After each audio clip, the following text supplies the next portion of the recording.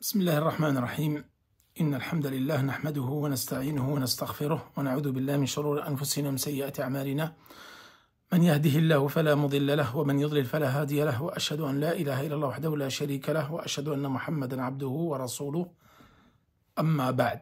Donc aujourd'hui c'est le 14e cours de l'explication de Kitab Tawhid. Nous sommes donc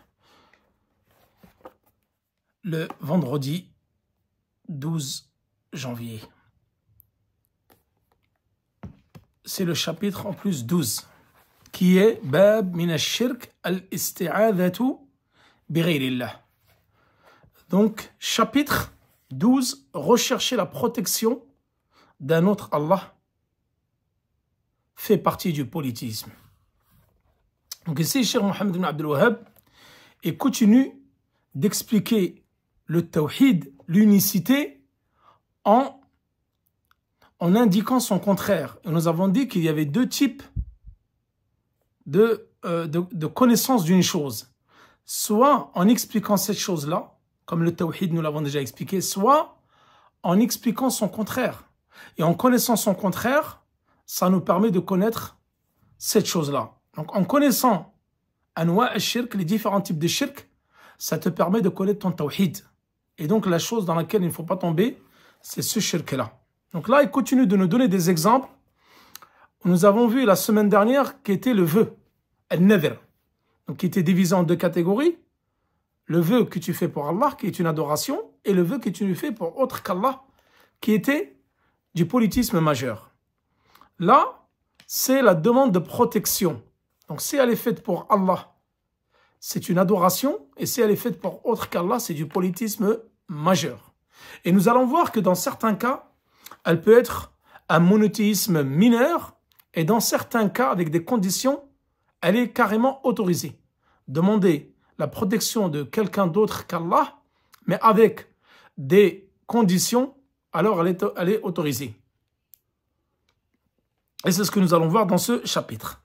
Cheikh Mohammed ibn Abdul Wahhab, dans ce chapitre, il a évoqué un verset du Coran seulement et un hadith de Khawla bint Hakim. Donc c'est un chapitre qui est relativement court, donc je pense que le cours ne va pas durer longtemps, parce qu'il est assez court, et je ne voulais pas faire deux chapitres dans le même cours, parce que le chapitre qui vient après, il est assez long. Il y a pas mal de choses à dire, donc je ne voulais pas faire trop lourd pour rallonger le délai du cours. Donc Allah subhanahu wa ta'ala, il dit dans le premier verset, وَأَنَّهُ كَانَ رِجَالٌ مِنَ الْإِنسِ يَعُوذُونَ بِرِجَالٍ مِنَ الْجِنِّ فَزَادُوهُمْ رَهَقًا. Surat al-Jinn. Verset 6. Explication. Alors là, il dit, or, il y avait parmi les humains des mâles qui cherchaient protection auprès des mâles parmi les djinns. Mais cela ne fit qu'accroître leur détresse. Donc là, la demande de protection. Min, ici dit, minal shirk, fait partie du polythéisme. Et en l'occurrence, ici, dans ce chapitre-là, lorsqu'il dit tout le temps, Cheikh Mohammed ibn Abdul Wahhab, minal shirk, ça implique forcément le grand polythéisme. Et le petit polythéisme, tu peux rentrer dedans, mais dans certains cas, comme nous allons le voir dans ce cours. Donc c'est fait partie du polythéisme que de demander le secours pour autre qu'Allah. Al-isti'adha. Donc c'est quoi? C'est la demande de secours. Et al-ist, en langue arabe, l'alif, wa sin, wa ta, c'est la demande de. Isti'ana, isti'adha, istighatha, etc. Nous allons voir dans différents chapitres. À chaque fois qu'il y a l'alif, wa sin, wa ta, c'est-à-dire c'est la demande de quelque chose. Donc l'isti'ana, c'est talab al-aoud. Donc c'est la demande de protection contre un mal. Et que veut dire ici la demande de protection? C'est le retour et le fait de s'en remettre à celui à qui tu vas adresser cette demande en lui demandant donc de te protéger contre un mal. Et on peut également donner la définition de demande de secours comme quoi c'est une demande de protection contre le mal.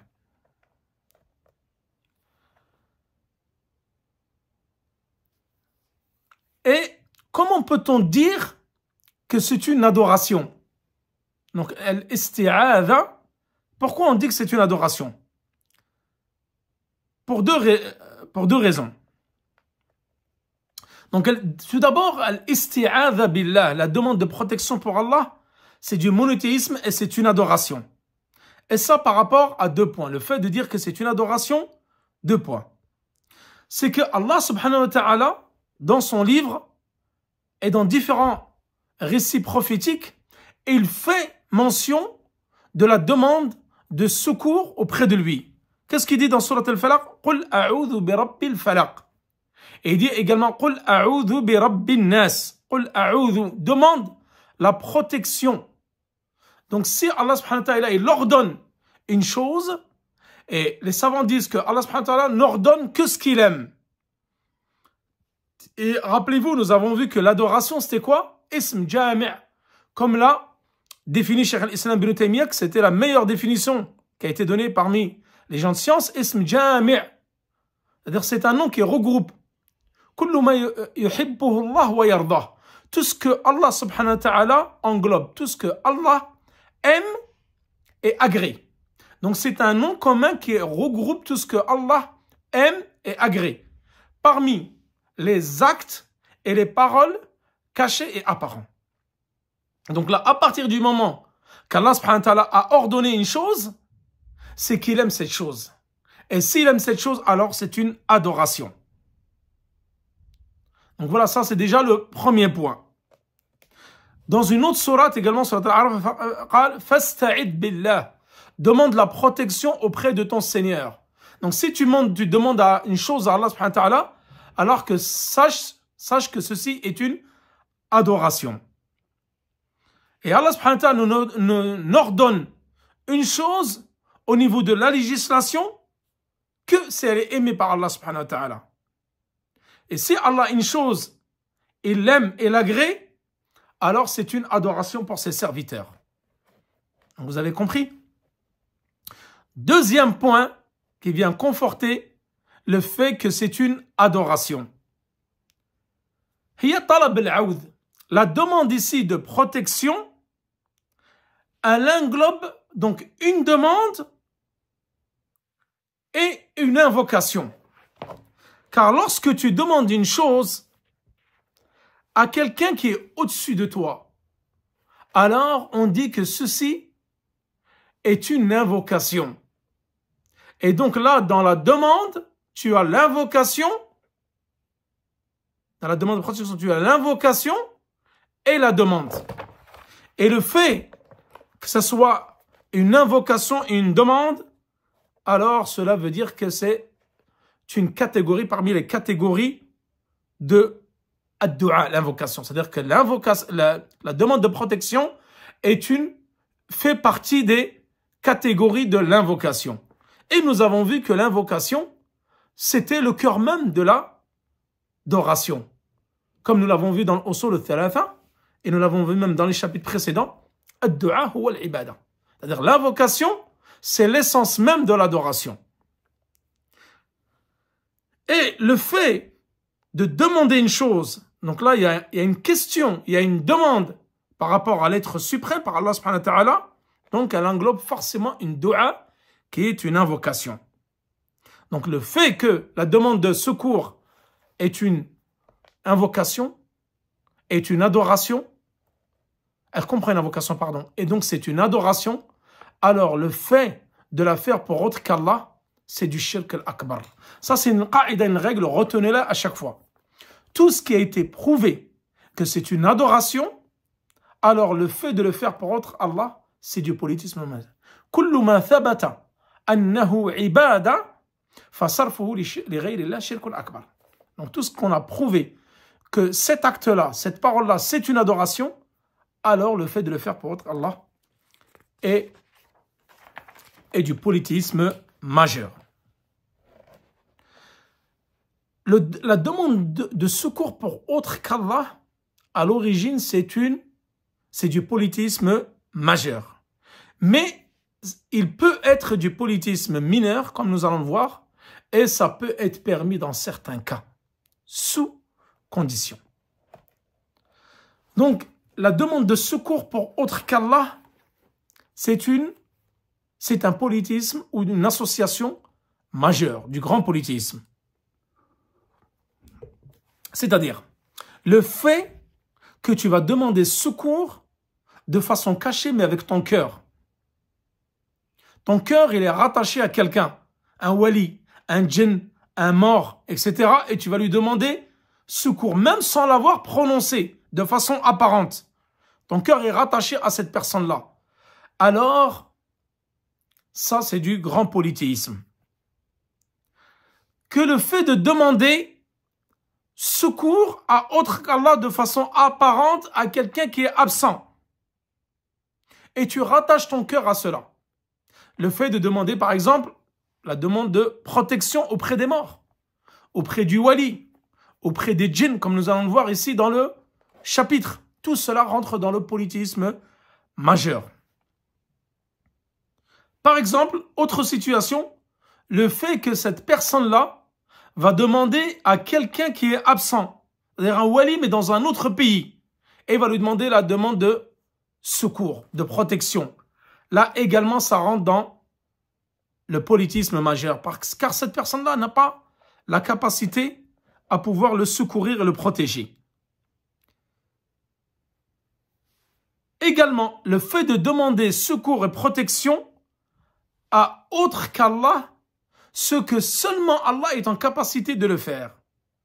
C'est-à-dire, tu dis à une personne qui est présente, A'idni minan nar, protège-moi du feu de l'enfer.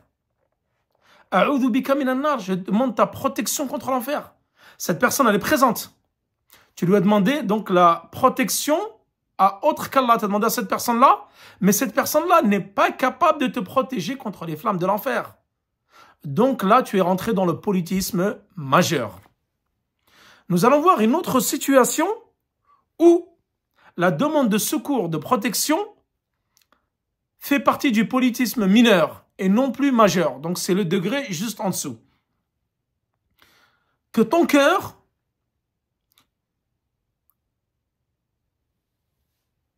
soit retourné ou se penche pour autre qu'Allah. C'est-à-dire que toi, tu sais qu'il faut s'en remettre à Allah. Tu t'en remets à Allah dans ta demande de secours. Mais tu sais que la demande de secours, donc, c'est une cause. Mais dans ton cœur, il y a un petit penchant qui va faire, là, tu demandes la demande de secours à Allah. Tu t'en remets à Allah. Mais dans ton cœur, il y a une partie qui est accrochée à ce saint, qui est accrochée à ce wali, qui est accroché à ce mort. Donc là, le fait que ton cœur, il y a seulement une partie qui est accrochée à Allah, alors ça rentre dans le shirk al-asghar. Mais toi, tu as fait la demande pour Allah. Et tu sais que c'est Allah qui porte secours. Mais au fond de toi, il y a une partie qui, shu'ba, c'est-à-dire juste une petite partie dans ton cœur, qui se retourne pour autre qu'Allah. Là, les savants disent que ça, c'est du polythéisme mineur. Il y a une situation où la demande de secours elle est permise. Le fait de la demander à un être vivant, elle est permise sous condition. Donc là, un deuxième cas de figure où ça peut être du polythéisme mineur. J'ai oublié de le citer. C'est le fait de demander le secours à Allah et à une personne dans le même temps. C'est-à-dire au niveau du lafz, au niveau de la prononciation, c'est comme nous allons le voir dans les chapitres qui vont venir avec les semaines, le fait de dire « Ma Allah wa sha'a fulan ». Le fait de dire « Si Allah veut et toi tu veux ». Tu as mis donc, tu t'es mis à égalité dans la prononciation, tu as mis cette personne à égalité avec Allah. Même le prophète une fois, lorsqu'il a entendu ça, il a dit « Aja'alta lillahi niddan » Est-ce que tu as fait un semblable? Tu as mis un semblable à Allah subhanahu wa ta'ala? Le prophète il était en colère, il a dit « Qul ma sha'Allah wahda » Dis simplement c'est Allah, il veut. Donc le fait de dire « Je demande protection auprès d'Allah » et auprès de Foulen. Tu mets le et, la coordination ici, avec Allah et une personne. Ça, les savants ils disent que ça c'est du polythéisme mineur et non du polythéisme majeur, parce que ça tombe, c'est dans la prononciation. Donc ça c'est un cas de figure où tu es amené à faire le polythéisme mineur. Troisième cas de figure où il est permis de demander le secours à autre qu'Allah sous condition. Dans ce cas-là, elle est permise. Tu l'as fait pour autre qu'Allah. Donc tu l'as fait de façon apparente. Tu vas demander à quelqu'un de te secourir, de te porter, de te sauver, de lui demander sa protection. Ou secours, tu es en train de te noyer par exemple. Et tu vas demander à quelqu'un qui vienne te secourir. Là, c'est permis, les savants ils disent c'est permis, mais sous 4 conditions. Tu dois le faire de façon apparente, que la personne à qui tu demandes de te secourir, elle doit être présente devant toi. Hayy, quelqu'un qui est vivant. Bihayyin, qadirin, qadir wa hadir. C'est-à-dire que cette personne-là, elle doit être présente, vivante, et en ayant les capacités de te secourir. Donc là, tu es en train de te noyer dans la mer. Tu vois un maître nageur et tu l'appelles au secours, à l'aide. Et tu sais que lui, il est présent devant toi, vivant, et il est capable de venir te secourir. Dans ces conditions-là, c'est permis, comme l'ont dit les savants. Par exemple, tu es en train de te noyer et tu vois quelqu'un sur un fauteuil roulant et tu lui demandes de venir te secourir. Ça rentre dans le shirk. Parce que tu sais que cette personne-là n'a pas la capacité de le faire. Donc tu dois demander le secours uniquement à quelqu'un qui est vivant, présent et qui en a la capacité. Donc il y a un hadith qui a été rapporté dans Sahih Muslim d'après Ibn Mas'ud, Abi Mas'ud al-Badri. Et non Abdullah ibn Mas'ud. Abi Mas'ud al-Badri. Il était en train de frapper son enfant pour le corriger. Alors son enfant il a dit « A'udhu billahi » C'est-à-dire, il a demandé la protection auprès d'Allah. Son père a continué à le frapper. Ensuite, il a vu le prophète sallallahu alayhi wa sallam, absar al-nabi. Il a dit, A'udhu bi rasulillah. Je demande la protection du prophète sallallahu alayhi wa sallam pour que tu arrêtes de me frapper. Et là, il s'est arrêté soudainement. Son père, il a arrêté de le frapper. Parce qu'il savait que le prophète sallallahu alayhi wa sallam était capable de pouvoir le secourir. Donc là, le prophète sallallahu alayhi wa sallam lui a rétorqué, Aqdiru alayka minka alayhi, c'est-à-dire je suis en capacité de le défendre auprès de toi. Donc là, c'est une preuve qu'il est permis de demander le secours à autre qu'Allah. Le prophète sallam l'a entendu, il était proche de lui, il est vivant, et il avait la capacité de secourir l'enfant. Ensuite, Cheikh Mohammed ibn Abdul Wahhab, il évoque ce premier verset. وأنه كان رجال من الإنس يعوذون برجال من الجن فزادوهم رهقا. C'est-à-dire que des hommes parmi les mâles, c'est-à-dire les mâles parmi les êtres humains, demandaient protection auprès des mâles parmi les djinns. Alors cela ne leur a causé que plus de peur et de préjudice. Surat al-Jinn. Ce verset-là, les savants du tafsir, les exégètes, disent qu'il y a deux interprétations.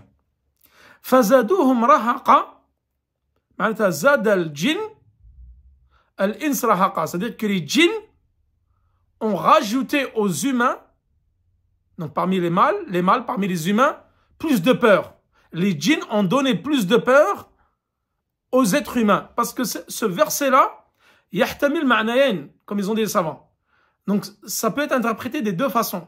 Soit c'est les djinns qui ont fait plus peur aux humains parce qu'ils demandaient la protection auprès d'eux, car ils avaient peur des djinns, les hommes avaient peur des djinns. Donc le fait qu'ils revenaient à chaque fois aux djinns, alors cela créa auprès des humains plus de peur encore. Ils leur ont rajouté plus de peur.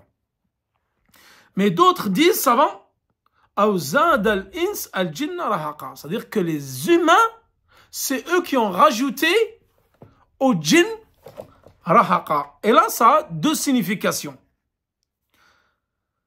Rahaqa, ça peut être interprété comme des péchés ou at-turiyan, historiens, c'est le fait de transgresser les limites.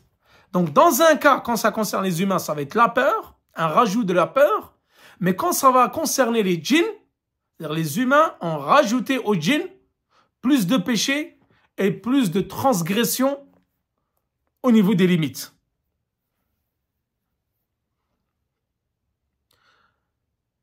Donc là, Ibn Abbas, qui était l'exégète même du Coran, comme l'a appelé le prophète sallam, et Mujahid, son élève, il a dit, parmi Al-Jahiliya, la période avant l'islam, anti-islamique, il y avait des gens parmi les Arabes polythéistes, car ce n'étaient pas des monothéistes, c'était des polythéistes.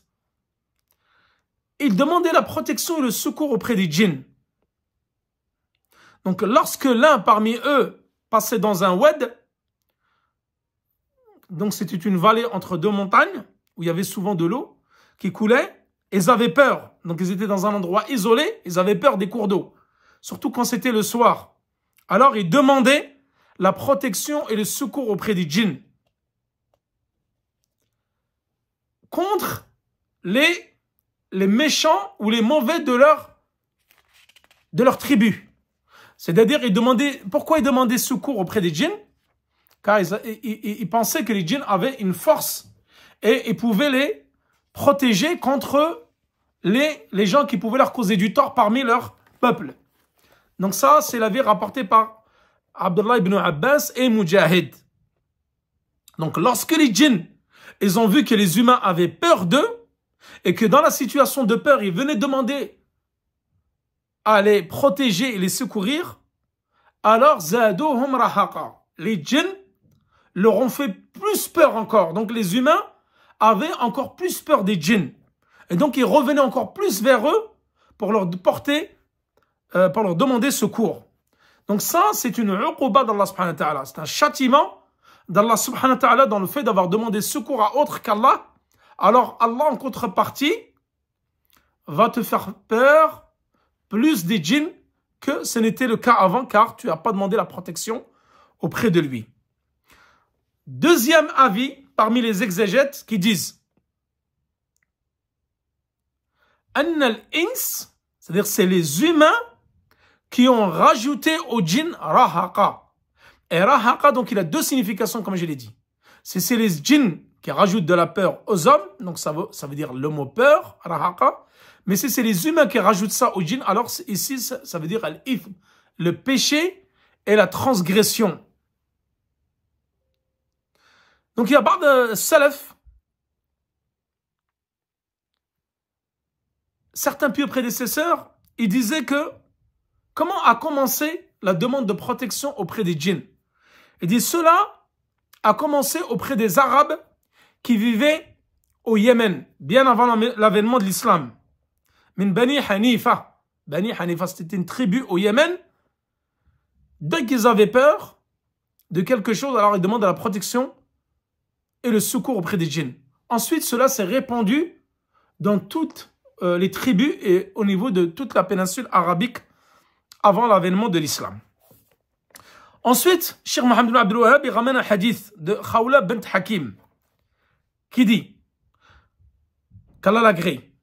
J'ai entendu le messager d'Allah sallallahu alayhi wa sallam dire quiconque fait une halte à un endroit et dit je cherche protection auprès des paroles parfaites d'Allah contre le mal qu'il a créé, aucun mal ne le touchera jusqu'à ce qu'il quitte cet endroit. Hadith rapporté par مسلم عن خولة بنت حكيم قالت سمعت رسول صلى الله عليه وسلم يقول من نزل منزلا فقال أعوذ بالله من كلمة الله التامة من شر ما خلق لم يضره شيء حتى يرتحل من منزله ذلك رواه مسلم. خولة بنت حكيم السلمية, donc qui était une personne très pieuse, vertueuse, et c'était l'épouse de Uthman ibn Mad'un. A été rapporté également, pour venir corroborer ce hadith, dans Sahih Muslim, d'après Abi Huraira, un homme il est venu voir le prophète sallallahu alayhi wa sallam et il lui a dit je n'ai pas dormi de la nuit car il y a un scorpion qui m'a piqué. Le prophète sallallahu alayhi wa sallam lui a dit أما إنك لو قلت حين أمسيت أعوذ بكلمات الله التامة من شر ما خلق لم يضرك شيء. Si tu avais dit avant de passer la nuit, je demande la protection d'Allah avec ses kalimat parfaites, avec ses mots parfaits, de tout ce qu'il a créé contre le mal, donc qu'il a créé, alors aucun mal ne te touchera jusqu'au matin. Jusqu'à là, il n'y a rien qui va te porter préjudice si tu dis ces paroles-là le soir avant de dormir. A été rapporté également de l'imam Ahmed et d'autres rapporteurs de hadith bi-isnadin sahih, avec une chaîne de transmission qui est bonne, authentique. Le prophète sallallahu alayhi wa sallam, il a dit, lorsque quelqu'un, avant de passer la nuit, il dit A'udhu bi kalimatillahi tamma min sharri ma khalaq, lam yusibhu humatun ila an yusbih. Celui qui dit ces paroles-là, je demande la protection auprès d'Allah, donc auprès des paroles, parfaites d'Allah. Tu demandes la protection auprès des paroles parfaites d'Allah contre le mal qu'il a créé, alors aucun mal ne te touchera jusqu'au matin. Donc il y a plusieurs hadiths qui viennent corroborer le hadith de Khawla bint Hakim. Donc celui qui est rapporté par l'imam Muslim, de Abi Huraïra, celui qui est rapporté par l'imam Ahmed. Donc là, tu demandes la protection auprès des paroles parfaites d'Allah. Donc là, les savants ils disent al-isti'adha bi sifatillah, isti'adhatun billah. C'est-à-dire le fait de demander protection auprès des paroles parfaites d'Allah, c'est comme si tu demandais la protection auprès d'Allah. Donc là, tu as employé les paroles parfaites d'Allah. C'est comme si tu avais demandé directement la protection auprès d'Allah. Donc ça, c'est les propos rapportés de Cheikh al-Islam Ibn Taymiyyah. Demander la protection bi sifatillah, c'est comme demander la protection d'Allah directement. Ici, les paroles d'Allah, kalimatillah, elles se divisent en deux catégories.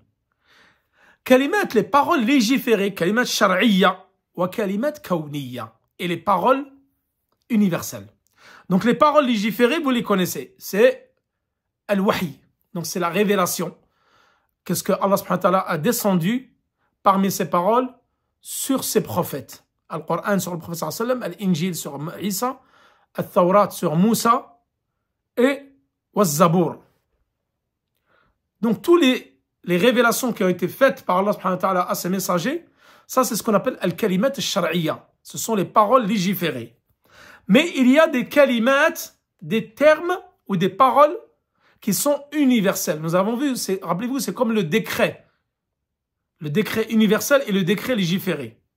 La volonté universelle et la volonté légiférée. Là également, vous avez les paroles universelles et les paroles légiférées. Les paroles universelles, c'est celles que Allah subhanahu wa ta'ala, avec ces paroles-là, Allah subhanahu wa ta'ala, il crée. Et avec ces paroles-là, il gère l'univers. An yaqula kun fayakun. Lorsqu'il dit soit, et cette chose fut. Donc avec ces paroles-là, il a créé. Donc ça, ce sont des paroles universelles. Et ce qu'il a révélé dans le Coran, wa Tawrat, wa l'Injil, ce sont des paroles légiférées. Et ça, dans ce hadith, donc quelles sont ces paroles-là? Le kalimat est tamma, parfaite, dénouée de tout manquement et de tout défaut. Cheikh al-Islam Ibn Taymiyyah, il dit que les paroles citées dans le hadith de Khawla bint Hakim, ce sont les paroles universelles. Et l'a évoqué dans ses différents livres. Et Ibn al-Qayyim dans Shifa al-Alil, également, il a évoqué que les paroles citées par Khawla bint Hakim, al-kalimat al-tamma, ce sont les paroles universelles et non les paroles légiférées. At-tammat, parfaite, celle où il n'y a pas de diminution, ni manquement, ou défaut, ou autre. Donc c'est une parole totale et parfaite. Min sharri ma khalaq. C'est-à-dire que parmi le mal qu'Allah subhanahu wa ta'ala il a créé. Donc Allah subhanahu wa ta'ala a créé les créatures. Et parmi ces créatures, il y en a qui sont mâles et d'autres qui sont bonnes. Certaines mauvaises, d'autres bonnes. Parmi les bonnes, et souvent les êtres humains, il y a en eux le mal et le bien. Avec bien sûr un pourcentage plus ou moins grand. C'est une personne qui va être bonne, mais il y aura toujours un peu de mal en elle. Et tu as des personnes qui sont mauvaises, mais un peu de bien en elle. Mais il y a des personnes où il n'y a pas de mal en elles. Tels que les prophètes. Les envoyés, ce sont des personnes bonnes. Il n'y a aucun mal en eux. Tels que le malaïka. Les anges, ce sont des bonnes personnes où il n'y a pas de mal en elles. Et tu as des personnes où il y a uniquement le mal en elles. Tels que Iblis. La'natullah alayhi. Que la malédiction soit sur lui. Donc Iblis, Allah subhanahu wa ta'ala l'a créé, mais c'est une personne qui est mal. Elle représente le mal par essence. Mais le mal, on ne l'attribue pas à Allah subhanahu wa ta'ala. Ash-sharru laysa ila Allah. Wa laysa ila dhati. Il n'est pas dans ses caractéristiques, non, ni dans ses noms, ni dans son essence. Donc le mal, Allah a créé le mal, mais le mal ne revient pas à Allah subhanahu wa ta'ala. Donc le mal, il est dans ce qu'il a créé et dans ses créatures. Mais pas, on ne dit pas que le mal revient à Allah subhanahu wa ta'ala. Donc Iblis, c'est un être maléfique. Mais Allah subhanahu wa ta'ala, le fait qu'il ait créé, c'est un bien. Donc Allah, tout ce qu'il a créé, forcément c'est une chose bien. Mais les gens, ces personnes-là en elles-mêmes peuvent être mauvaises. Mais le mal ne revient à ces personnes-là et non à Allah subhanahu wa ta'ala. Donc voilà concernant l'explication de ce chapitre. Wa sallallahu ala nabina Muhammad wa ala alihi wa sahbihi wa sallam. Wallahu ta'ala a'la wa a'lam. Et je vous donne rendez-vous demain, Inch'Allah, pour le cours très important sur la prière du voyageur dans Minhaj Salikin. Assalamu alaikum wa rahmatullahi wa barakatuh.